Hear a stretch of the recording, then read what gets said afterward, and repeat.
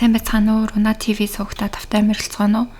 Өнөөдөр би та бүхэнд зориулаад инфлюенсер, трансгендер Никита Драгон гэдэг алдартай инфлюенсерийн талаар ярьж өгөх гээд бэлдсэн байгаа. Тэгээ түүнийг тойрсон дуйлан шуугаануудын талаараас ярьж өгье гэж бодлоо. Тэгээ түүний хувьд болохоор 2025 оны 7 сарын байдлаар болохоор Instagram-да ойролцоогоор 7.9-өөс 8.1 сая дагагчтай, TikTok дээр болохоор 13.8 сая дагагчтай, мөн YouTube дээрээ 3.4 сая дагагчтай ийм инфлюенсер хүн байгаа. За ингээд та бүхэнд Никитагийн талаар ярьж өгье. Жинхэнэ нэр нь Никита Нгуен 1996 оны 1 сарын 31-нд Бельгид төрсөн. Гэхдээ Америкийн нэгдсэн улсын Виржиний мужид өсөж төрөнсөн байгаа. Гэр бүлийн хувьд аав нь Вьетнам гаралтай, ээж нь Мексик гаралтай. Тэгэхээр ирлиз гэсэн үг. Гэр бүл нь 2 хүү, 2 охинтой байсан бөгөөд Никита анх бол эрэгтэй хүүхэд байсан. Бага насндаа Никита Барби хүүхэлтэйгээр тоглодог, хичээхээ даашинцнуудыг нууцаар өмсдөг тийм хүү байсан.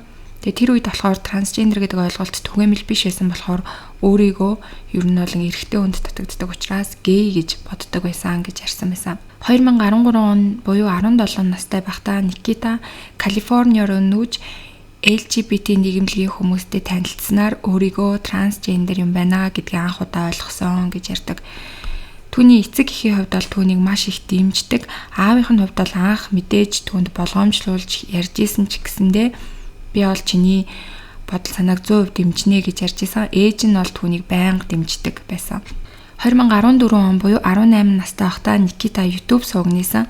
Трансгендер хүний амьдралыг илэн далангүй YouTube сувг дээрээ харуулж эхэлсэн байгаа. Тэгээ үүнд болохоор хүүс шилжүүлэх мэс засал, дааврын эмчилгээ, эрэгтэй байгаа одоо энэ царай төрхөө яаж эмэгтэй болгох вэ? Яаж нүүр будалтаар ингэж хувиргаж болох вэ гэх мэтчлэн бичлэгүүд илэн далангүйгээр хийж харуулдаг байсан. Тэгээ энэ нь бол хүмүүсийн анхаарлыг маш их татсан. Тэгээ түүний хамгийн алдартай бичлэгүүдийн нэг нь эрэгтэйгээс эмэгтэй болох makeup transformation буюу мейкапаар яаж эрэгтэйгээс эмэгтэй царайтай болох вэ гэсэн нүрээ бодож байгаа тэр үзүүлж байгаа арга техникүүдэд харуулж байгаа тэр бичлэг бол хамгийн алдартай болж түүнийг маш олон хүмүүст таниулсан. 2019 оны 3 сар буюу 23 настай байхдаа Никита өөрийн гоо сайхны брэнд болох Dragon Beauty гэдэг гоо сайхны компанийг байгуулсан. Гэхдээ түүний бол яг хамгийн анхны гаргасан бүтээгдэхүүн нь 105 $100 үнэтэй буюу 150 мянган төгрөг орчим үнэтэй маш үнэтэй байсан. Тэгээ хүмүүс энийг нь алдартай одын бүтээсэн брэнд, тэгээ дээрэс нь өөрөө бүр ингээ маш олон жилийн турш судалж агаад гаргасан брэнд биш. Тэгээ мэрэгжил нь гоо сайхны холбогдлолтой мэрэгжилтэй биш хэрнээсээ яагаад гаргасан бүтээгдэхүүн ийм амар үнэтэй байгаа юм бэ? Өөрийнхөө зөвхөн нэрийг ашиглаад ийм үнэтэй бүтээгдэхүүн гаргаж болохгүй гэд энэ дээр нь бол хүмүүс нэлээд эсэргүүцэжсэн. Тэгээ Никита болохоор Instagram дээр лайв хийж байхдаа нэг удаа би ангийнхаа хамгийн шилдэг оюутан нь байсан. Би бол ингээ бакалаврын зэрэгтэй тэгээ надтай хамт суралцдаг байсан оюутнууд намайг трансгендер гэдгээр маань маш их дээрлэхдэг, үл тоомсролдог байсан. Гэхдээ би тэднэрт өөрийгөө ямар мундаг амжилттай явж байгаа гэдгийг харуулж чадсан гэж маш их бахархаж байгаа байдлаар бичлэг хийгээд ярьсан байгаа. Тэгсэн чинь үүнд нь болохоор ангийнх нь нэлээд эсэргүүцэж агаад энэ дундаас түүнтэй хамт суралцж исэн West энэ постыг нөгөөсгөж YouTube-д дэлгэрэнгүй бичлэг хийж тавьсан байгаа. Тэгээ тэр болохоор бичлэгэн дээр хэлэхдээ Никита бол яг бакалаврын зэрэгтэй бишээ 4 жил сураагүй 2 жил сурсан. Тэгээ үүнээс гадна хамт суралцагчид нь бол анхандаа Никитад маш сайн ханддаг байсан. Гэхдээ түүний хувьд болохоор хүнтэй ерөөсөө тэгж илдэг найрсаг ханддаггүй зүгээр ашиглая гэсэн бодолтой.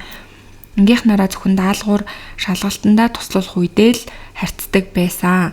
Бидний хувьд бол ерөөсөө түүнийг дээрлэхсэн юм баггүй харин өөрөө маш ялгуур үзэлтэй хүмүүстэй харьцдаг байсан гэж ярьсан. Тэгээд Никитагийн хувьд Instagram дээрээ шал худлаа амьарч хүмүүсийн анхаарлыг өөр дээрээ татах гэж юм. Тэгээд дээрээс нь ангийнхныгаа маш их доош нь хийж ийна гэж бичлэг хийж тавьсан байгаа. Тэгээд Никитагийн хувьд бол үүний дараа яг энэ бичлэг дээр нь ямар нэгэн тайлбар хийгээгүй зүгээр л West-ийг блоклчихсан байгаа. За одоо болохоор Майкл Йергер гэдэг бас нэг өөр хүний талаар ярина. За Майкл Йергер болохоор 1998 онд төрсэн Америкийн нэгдсэн улсын загвар өмсөгч байгаа. Survivors гэдэг reality шоунд оролцсноороо хүмүүст нэлээд танигдсан. Тэгээд биеийн тамираар маш хичээлдэг, өндөр биетэй, загварын ертөнцид нэлээд нэрд гарч эхэлж байгаа тийм залуу байсан. Майкл Йергер гэдэг залуу болохоор Никитатай YouTube-ээр дамжуулж танилцсан. Тэгээ Никита болохоор түүнд YouTube-ийн бичлэгт нь нэг өдөр миний найз залуу юм шиг тийм дүр тувраад хоёлаа бичлэг хийгээд тавьж үзье гэсэн саналыг тавьсан байгаа.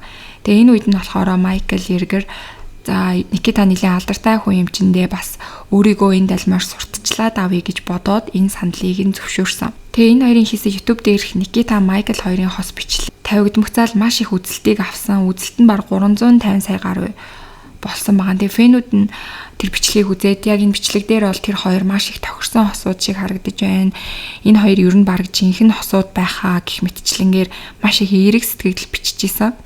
Тэгсэн чинь үүний дараа болохоор Никита Майклд дахиад одоо яг ингээд энийг үргэлжлүүлье гэж санал тавьсан байгаа. Тэгээд энэ хоёроо хос хувц өмсөөд зураг авахулах ч юм уу гадуур ингээд зугаалах болцож байгаа. Тиймэрхүү бичлэгүүдийг маш ихээр хийж тавьсан. Тэгээ үгээр зогсохгүй Никита Instagram дээрээ Майклийн зураг болоод бичлэгийг маш их хийж тавих болсон. Тэгээ энэ бичлэгийг нь харах юм бол зургийг нь ч гэсэн харах юм бол ер нь бол яг л хосууд шиг харагддаг байсан. Тэгээ хүмүүс харахтаа энэ хоёрыг яг жинхнээсээ үерхэж байгаа юм байна гэж харж эхэлсэн. Тэгээд энэ хоёрыг ер нь бол хүмүүс маш их дэмжижсэн. Тэгээ энэ бичлэг зургуудаар дамжуулаад Майклийн дагагч нар болоод түүнийг дэмжигчдийн тоо маш их өссөн байгаа. Никита Майклд зориулаад Coachella-гийн VIP тасалбарыг авч бэлгэлсэн. Тэгээ бас найзуудыг нь ч гэсэн даасан байгаа. Энэ VIP билетнийх нь үнэ нь болохоор баг $2000 үнэтэй байдаг гэсэн. Тэгээд тэр хоёроо Coachella үзэж байгаа Майклийн найзуудтай хамт ингээд тэрийгээр зугаацж байгаа тэр бичлэг зургуудаа Instagram дээрээ тэр өдөр бол бүр маш ихээр нь байршуулж исэн. Харин Майклийн Instagram дээр бол Никитагийн бүр ерөөсө ганц ч зураг байдаггүйсэн. Тэгтээ бас өөр эмэгтэйчүүдтэй ахуулсан зураг байдаггүйсэн үү гэх юм бол үгүй. Өөр эмэгтэйчүүдтэй яг ингээд дотн харагдаж байгаа тийм зургуудыг Майкл бол Instagram дээрээ тавьдаг байсан. Гэхдээ Никитагийн зургийг ерөөсөө тавьдаг байсан. За ингээд Coachella дуусаад маргааш нь Майкл Никита руу ерөөсөө холбоо барихгүй байсан. Тэгээд түүний Instagram-ыг ингээ үзсэн чим Майклийн Instagram дээр болохоор Майкл нэг өөр эмэгтэйтэй бас ингээд зугаалж байгаа ч юм уу аялж байгаа тийм зургнуудаа хийсэн байсан. Тэгэнгүүт энэ зургийг нь хараад маш олон хүмүүс бол Никита руу энэ зургийг нь явуулаад тайлбар хүсэж эхэлсэн. Тэгсэн чинь Никита YouTube дээрээ бит хоёр салчихсан гэсэн тийм бичлэгийг хийж тавьсан. Тэгээ тэр бичлэг дээрээ болохоор миний зүрх маш их өвдөж байна. Бит хоёр ингээд үерхчихсэн. Тэгтэл Майкл ер нь миний зургийг ерөөсөө Instagram дээрээ тавьдаггүйсэн. Намайг ингээд маш их нуудаг байсан. Би бол маш нээлттэй байдаг байсан. Тэгтээ бит хоёр хойлох наахтаа бол надад маш их хайртай гэж хэлдэг байсан. Тэгээ одоо болохоор ингээ өөр эмэгтэйтэй байгааг юм би хардлаа. Тэгээд ерөөсөө надтай холбогдохгүй байгаа. Тийм болохоор бит хоёр ингээд салж гинэ гэсэн утгатай 35 минутын урттай тийм бичлэгийг хийж тавьсан байгаа. Энэ бичлэгийг нь үзээд бол хүмүүс маш их ууралсан, Майкл руу маш их дайрсан, Никитагийн талд бол бүр маш их орсон. Бүх юмаа чамд ингээд зориулж яхад зөвхөн алдар нэрт гарахын тулд Никитаг ашиглаад ингээ хайсан байна гэд хүмүүс бол маш их ууралж Майкл руу дайрсан. Энд дээр болохоор яг үзэгчдэд хандаад хариулт хийсэн маа. Тэгээ хариултандаа болохоор бит хоёр бол ерөөсөө жинхнээсээ үерхэж уулзж байгаагүй. Бит хоёрын харилцаа бол зүгээр л гэрээтэй тийм бизнес ажил байсан. Бид анханасаа л хоорондоо ярилцаад зүгээр ингээд хос юм шиг харагдаж даагчтаа өсгөөд ер нь бол нэр хүндээ ингээд анханасаа л ер нь гэрээтэй ажил байсан. Би зүгээр л түүний найз залуугийн дүрийг бүтээж исэн. Бит хоёр яг ерөөсөө жинхнээсээ тийм байгаагүй. Coachella-гийн VIP тасалбарыг ч гэсэндээ Никита өөрөө надад өгсөн. Би үзгүй гэж хэлсэн боловч нэгэнд худалдаа тавьчихсан учраас чи үзээ гэд надад хэлсэн. Тэгээ тэр зурган дээр авахсан байсан бүсгүй бол миний зүгээр найз аа. Энэ бол ерөөсөө Никитаг араар тавьсан ч юм уу хуурсан зүйл бишээ гэж хэлсэн. Тэгээд Никитагийн зургийг бас Instagram дээр яагаад тавьдаггүй байсан шалтгаанаа миний найз охин биш учраас би ерөөсөө тавьдаггүй байсан. Бид хоёр зүгээр л ийм ажлын хамтрагчид учраас би өөрийнхөө Instagram дээр тавих шаардлагагүй гэж боддог байсан гэж ярьсан байгаа. За тийм Майклыг ингээд ярьсны дараа болохоор мэдээж үзэгчд нь хоёр хуваагдсан. Зарим нь Никитагийн талд, зарим нь Майклийн талд ороод ингээд хоёр хуваагдаад маш их дуйлан шуугаан дивжижсэн. За энэ сенсац болохоор ерөнхийдөө ингэж байгаа. Тэгээд яг хинийхэн зөв хинийхэн буруу гэдгийг мэддэхгүй хүмүүс хоёр талд болоод ингээд намжсан. За тэгтэл үүний дараа болохоор 2022 оны 11 сард Флоридагийн Майами хотод Никитаг ингээд согтуу чочид буудлын усан сангийн ойролцоо ямар ч хувтасгүй тэгээ ойролж хашгичаад ингээд гүгээд ийна гэсэн тийм дуудлага цагдаад ирсэн байгаа. Тэгээ цагдаа нар болохоор мэдээж бус хүмүүсийн амгалан тайван байдлыг алдагдуулж ийна гэд очсон. Тэгээ тухайн үед болохоор яг нөгөө очсон цагдаагийн ингирийн халаасны камерт бичигдсэн бичлэг дээр болохоор Никита бол маш их ойролж хашгичаад цагдаа руу ус цацаад цагдаа нарыг бол маш их доромжилсан. Тэнгүү цагдаа нар болохоор хэрвээ дахиж ингэж миний биеийг талдах юм бол баривчлана гэж хэлсэн. Тэгсэн чинь та нар намайг баривчилж чадахгүй. Би бол алдартай трансгендер эмэгтэй гэж цагдаа нар руу орилоод усаа цацаар л исэн. Тэгээ үүнээс нь болоод мэдээж цагдаа нар бол түүнийг түр баривчилсан. Тэгтэл Никита яг цагдаагийн байгууллагын цагдаагийн газарт баривчлагдаж очичоод яг ингээд эрэгтэй хүн шиг ингээд аашлаад хөлөө салгаж суугаад эрэгтэй хүн шиг суугаад цагдаа нар руу эрэгтэй холоогоор ойрлж ашигчаад ер нь бол цагдаагийн газарт бол нилийн шууган тарьсан байгаа. Энэ дуйлан шууган тарьснаасаа болоод мэдээж шүүх хурал болсон. Тэгээ шүүх хурлын үеэр шүүгчтэй бол маш сайхан харьцаад илдэг ярьжсэн. Гэхдээ ер нь бол яг тэр бичлэг нь цацагдсан байгаа тэр шүүх хурлын бичлэг тэрэн дээр бол нэлээд эвгүй харагдчихсан. Түүний яг сэтгэл санаа докторгүй тийм байгаа байдал нь бол нэлээд ажиглагдчихсэн. Тэгээ үүнийг нь хараад хүмүүс бол түүний яг сэтгэл санаа цоо ирүүл биш юм байна. Сэтгэл санааны нэлээд асуудалтай байгаа юм байна гэж харцгааж исэн.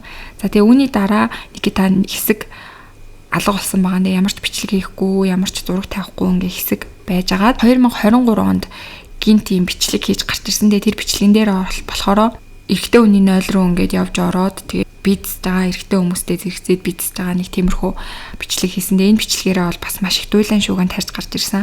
Энэ бичлэг нь болохоор тэр OnlyFans дээр би ингээ хаяг нээж байгаа та нар намайг дагаараа гэсэн утгатай ер нь бол OnlyFans хаягаа сурталчилсан тийм бичлэг байсан. Тэгээд яг энэ бичлэг нь бас нэлээд шууган тарьсан. Үүний дараа бас дахиад хэсэг таг олж байжгаад 2024 онд буцаж гарч ирсэн. 2024 онд гарч ирэхдээ өөрийгөө ер нь бол 2 туйлт эмгэгтэй болсон. Тиймээс одоо ер нь эмчилгээ хийх гэж байна.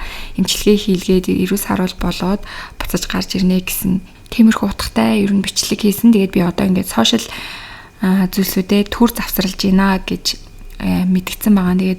Тэгээд түүнийг дэмждэг хүмүүс бол түүнд маш их санаа зовж байгаа нь ойлгомжтой байгаа. Гэхдээ одоо бол буцаад Instagram болоод YouTube бусад сошиал тэр ажлуудаа дахиад буцаад эхэлчихсэн юм билээ.